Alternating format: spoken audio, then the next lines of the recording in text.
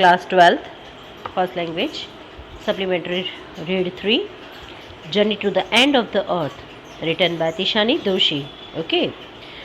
Before you read, if you want to know more about the planet's past, present and future, Antarctica is the place to go on voyage. अगर आपको पृथ्वी के past, present और future के बारे में जानना है तो आप एंटार्कटिका जाइए. वही जो प्लेस है जिससे आपको पता चलेगा. ठीक है. Early this year, I found myself aboard a Russian research vessel, that means ship, the Akademik Solesky, heading toward the coldest, driest, windiest continent in the world, Antarctica. इस वर्ष मैंने खुद को एक रूसी शोध पर पाया है, जो एक समुद्री मतलब शिप के द्वारा हम वहाँ पे जाने वाले हैं, जिस शिप का नाम है अकादमी सोलेस्की, याद रखना, जो हेडिंग टुवर्ड्स द कोल्डेस्ट, वो उस तरफ जा रहा है जहाँ दुनिया का सबसे ठंडा, सबसे शुष्क और सबसे बहुत ज़्यादा हवा चलती है, वैसे महाद्वीप एंटार्क्टिका की तरफ जा रहे हैं. My journey begins 13.09 degrees north of the equator in Madras and involved crossing 9 time zones, 6 checkpoints, 3 bodies of water and at least as many ecospheres. मेरी यात्रा भूमध्य रेखा के उत्तर में 13.09 डिग्री से शुरू हुई. मद्रास और 9 समय क्षेत्र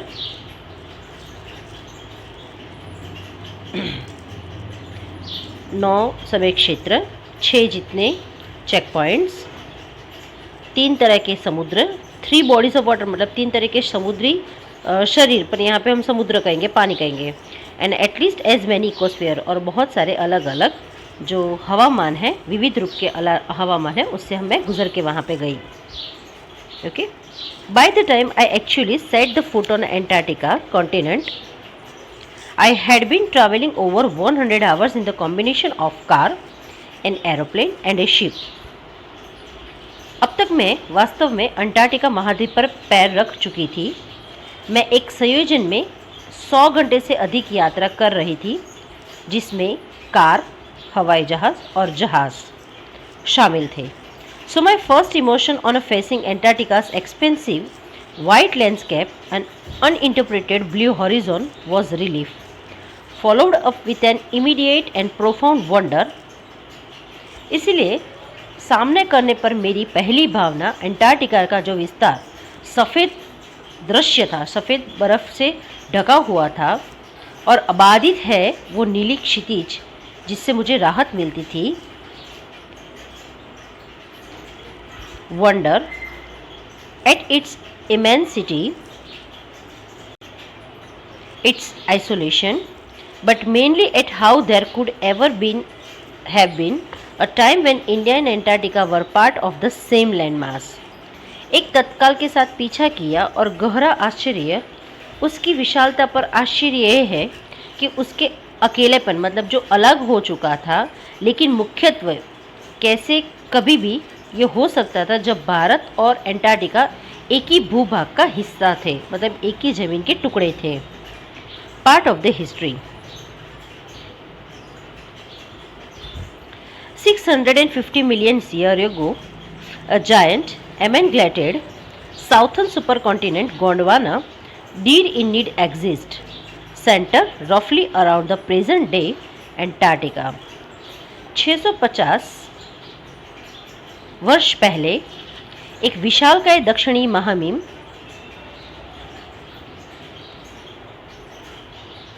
गोंडवाना ने वो वास्तव में मौजूद था. वर्तमान समय के आसपास लगभग केंद्रित वो सेंटर रफली around the present day Antarctica, मतलब कि वो एग्जिस्ट कहाँ था, गोंडवाना, वो अभी एंटार्क्टिका है, वहाँ पे वो केंद्रित था. Things were quite different then humans hadn't arrived on the globe scene. उस समय पे उस समय जो अलग था तब इंसान की उत्पत्ति न हुई थी, पृथ्वी पे वो पृथ्वी के ऊपर उसका अस्तित्व ही न था। And the climate was much warmer, और जो हवामान था वो बहुत गर्म था।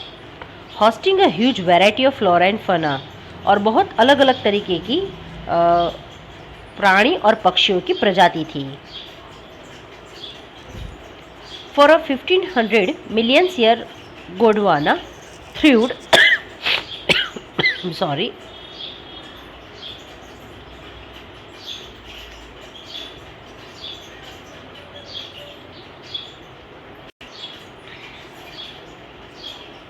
things were quite different then हो गया for a 500 million years Gondwana thrived, but around the time when the dinosaurs were wiped out and the age of the mammals got underway, the landmass was forced to separate into the countries, shaping the globe much as we know today.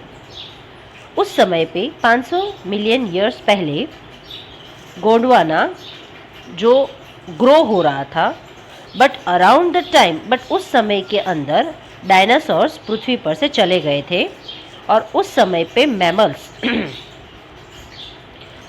That means स्तनधारियों animals का अस्तित्व आ चुका था। और उस भूमध्य भाग में अभी the landmass was forced to separate into countries, shaping the globe as much as we know it today. जो लैंडमास थी मतलब भूमध्य था, जो ज़मीन थी उसको अलग अलग कंट्रीज़ में बांट दिया गया। इस वजह से जो पृथ्वी की नई रचना हुई, जो हम इसको अच्छे से अभी जानते हैं। To visit Antarctica now is to be the part of that history. Antarctica देखने जाना मतलब कि हम इतिहास को देखते हैं। To get the grasp of where we can come from and where could possibly be heading. तो हमें पता चल सकता है कि हम कहाँ से आए हैं और कहाँ हम जा सकते हैं। It's also understand the significance of the Corellian falls, pre Cambrian granite shield, ozone and carbon evolution extension.